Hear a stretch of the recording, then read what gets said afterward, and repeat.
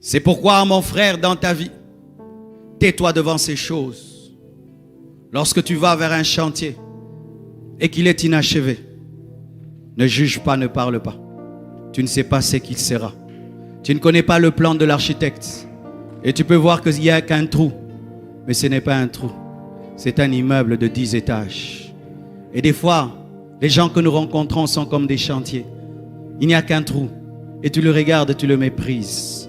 Alors que dans 10 ans, 20 ans, ce serait un gratte-ciel. Taisez-vous devant la destinée des hommes. Ne parlez pas beaucoup devant la destinée des hommes. Nous que vous voyez là, beaucoup de gens nous ont méprisés. Beaucoup de gens nous ont méprisés, mes frères. Mais aujourd'hui, nous sommes une surprise pour eux. Tais-toi devant une chenille qui est dans son cocon. Quand la chenille entre dans le cocon, elle est atobe. Elle reste fixe. Elle est laide. Mais donne du temps. Il y aura la métamorphose.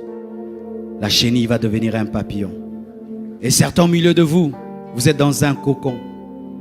Rien ne marche. Tu ne bouges pas. Tu es au même endroit. Financier, spirituellement, rien ne marche. Mais demain, tu seras un beau papillon. Quand tu te tiens devant un tableau noir, garde silence. Tu ne sais pas ce qu'on va y écrire. Certaines personnes sont des tableaux noirs. Rien n'est écrit. Ce sont des personnes lambda. Des personnes qui ne marquent pas. C'est une personne, tu oublies même son nom. Mais demain, c'est l'examen de ta vie qu'on va écrire sur ce tableau. Dieu fera dans sa vie des choses où tu dois aller prier pour dire: Dieu, est-ce que c'est toi ou c'est pas toi? Il y a des niveaux où Dieu commence à agir dans ta vie. Même les chrétiens commencent à prier. Est-ce que c'est Dieu ou c'est la magie? C'est un examen que Dieu donne. Cosinus, tangente. Oui, il y a des gens qui deviennent des examens dans la vie. Imagine que l'un de nos frères ici seulement, il reçoit une onction, dans tous les deux il part, il ressuscite les morts. Nous allons aller en prière pour prier: Dieu, est-ce que c'est toi? Même les gens qui croient à la puissance vont aller dire: Dieu, est-ce que c'est toi? Tu entends partout, il part, ressuscite. Les gens ne font que ressusciter. Il dit seulement: ah! Les gens ressuscitent. Lorsque tu vois un homme et rien n'est écrit, ce n'est pas que le maître n'a pas la craie. Quand tu vois un papier vide, ne te moque pas du papier vide. Tu ne sais pas quelle lettre on va écrire. Peut-être une recommandation présidentielle. Arrêtez de mépriser les hommes. Arrêtez de mépriser les hommes. Ne méprisez jamais un homme. Même les païens disent des fois à leurs filles: on ne se moque pas d'un homme. Même les païens disent ça. On ne se moque pas d'un homme. Parce qu'un homme aujourd'hui, il peut marcher avec des babouches, mais demain il devient ministre. C'est pourquoi même sœur, quand tu dis d'un homme qui veut t'épouser, ne l'insulte pas. On ne dit pas non à un homme en l'insultant. Dis seulement non. Ne dis pas: regarde-toi, regarde-moi, regarde-toi. Arrêtez ces regarde-toi, regarde-moi.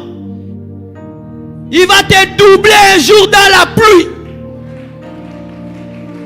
Je sais ce que j'ai dit, hein. Je connais une fille il y a longtemps. Non, je saute cette partie. Elle va suivre la vidéo. Elle m'a méprisé, frère. Je suis allé demander la main à un bus. Elle m'a regardé. Tu dis: je t'aime à pied, tu rentres à pied. Ne méprisez jamais les hommes. Ne regarde pas ta vie pour juger un homme. Tu n'es pas Dieu. Ne te moque jamais d'un vase brisé dans les mains d'un potier. Ne te moque jamais d'un vase brisé dans les mains d'un potier. Tu ne sais pas ce qui va devenir un vase d'or. Si tu pouvais regarder Pierre en train de renier Jésus, quel futur tu allais lui donner? Tu allais dire: zéro, il n'y a rien ici. Mais Jésus voyait, même derrière le reniement, que cet homme sera prêt à mourir pour moi. Il n'a pas pu mourir pour moi parce qu'il n'avait pas le Saint-Esprit. Quand il aura le Saint-Esprit, Pierre mourra pour moi. Il m'aime beaucoup mais n'a pas la force. Je lui donnerai la force. Ne te moque pas d'un homme qui est tombé dans le péché. Ne te moque pas d'un homme de Dieu qui est tombé dans le péché comme nous faisons maintenant à Kinshasa. Tu ne connais pas quand est-ce qu'il va se repentir. Et c'est que Dieu va lui dire. Vous aimez les épîtres de Pierre?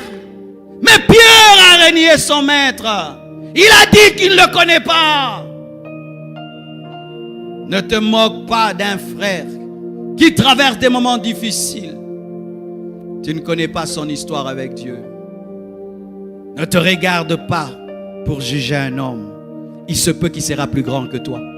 C'est pourquoi tant qu'un homme ne s'est pas tenu debout, ne dis pas que tu es plus grand que lui.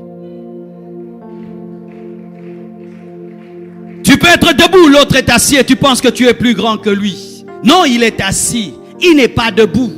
Lorsqu'il va se déployer, il est plus grand que toi. Ne te moque pas quand tu ne comprends rien.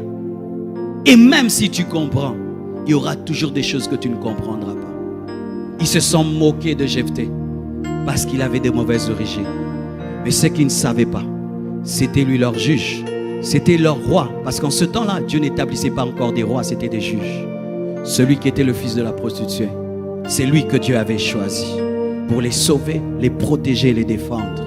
Mais ils l'ont jugé selon des hommes.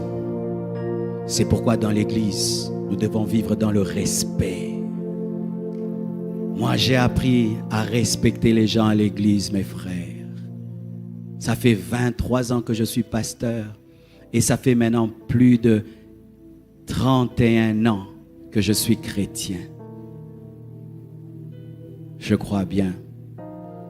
31 ans. J'ai vu des frères à l'église qui venaient étudier à l'église. Ils n'ont pas de maison. Ils habitent l'église. Il a toujours le même pantalon. Il prie tout le temps. Il cherche Dieu. Toi, tu viens de chez vous. Tu as papa, maman. Et tu le regardes. Mais il prie Dieu de tout son cœur. Aujourd'hui, ils sont dans le monde entier. Ils influencent la terre. Ils ont tout ce dont ils ont besoin. Les choses qu'ils demandaient à Dieu dans le secret, Dieu entendait, Dieu leur a donné. Un jour, un homme de Dieu a rencontré une sœur. C'était la fille d'un médecin. Il lui a dit, ma sœur, j'aimerais t'épouser. Et la sœur voyait le frère à l'église. Et il était bien habillé des fois. Et puis il dit, frère, je viendrai te visiter. Et ce jour-là, elle est arrivée quand le frère ne s'y attendait pas. Et la sœur arrive. Il y avait une porte. Elle entre, c'était une belle maison. Et puis elle pose la question, où est le frère Sonny? Elle dit, frère Sonny, il est derrière. Elle était déjà étonnée qu'on ne dise pas qu'il est dans la grande maison. Frère Sonny habitait dans cette grande parcelle, mais dans la petite guérite. Et elle va. Elle trouve le frère Sonny qui dormait sur un lit dont lui-même avait le secret. Tu connais ces lits là, il faut que tu t'assieds avec expérience et sagesse. Et lui, il était malade. Et trouve le frère Sonny là. Hey, tu habites ici? Oui, j'habite ici. Ah, Seigneur. Elle a dit n'importe quoi. Si la situation d'un frère est misérable, ne crache pas dessus. Tu peux te retirer seulement, mais ne crache pas dessus. Elle a jugé ce frère en fonction de son présent. Et lui a dit, mais Dieu, un jour changera ma vie. Ah, excuse-moi. Elle est partie. Et puis elle a épousé un médecin. Vous voyez, les médecins des fois sont non payés. Et ils grèvent. On bouffe leur argent. Et lui, il est devenu rockman. Et un jour, il passait, il y avait la pluie. C'est lui qui m'avait raconté ça quand il nous prêchait. Et il voit la sœur avec son médecin sous la pluie avec un parapluie. Il s'est arrêté. Et ils sont entrés. Il les a amenés chez eux. Mais il s'est arrangé de passer d'abord par chez lui.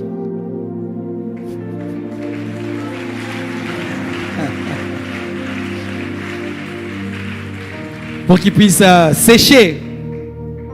Et le monsieur était loin.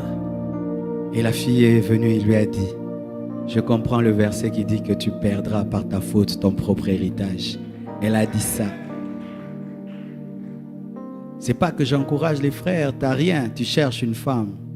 Non, ne changez pas mon message. Ne changez pas. Lui, il avait un ministère déjà. C'est pas que t'as rien là et puis tu veux, non. Il avait déjà un ministère, mais il était au début. Au début du ministère, mes frères, je transportais les bancs. J'achetais les bancs à Montbélé. Dans la boue, j'allais au marché acheter une chaise en plastique. J'habitais des maisons dans lesquelles il pleuvait, dans lesquelles il y avait des gros rats. Je restais devant un arrêt de bus jusqu'à 23 heures pour trouver un taxi où nous serons à 2 devant. Certains, en voyant ça, m'ont méprisé, mais d'autres ont vu qui je serais. Ne vous moquez jamais d'un homme. Jamais d'un homme. Parce que là où tu es, pour toi, c'est le top. Mais l'autre va commencer là où il est ton top et va dépasser ça. Chaque homme est un point d'interrogation. Chaque homme est un mystère. Et quand tu sais ça, tu respectes les hommes. Dans ce pays, il y avait les mouvanciers. Il n'y a plus les mouvanciers. Il y avait les rôles changent. Les rôles changent. Même vous qui avez le pouvoir, soyez humble. Que tout le monde soit humble. Que Dieu vous bénisse.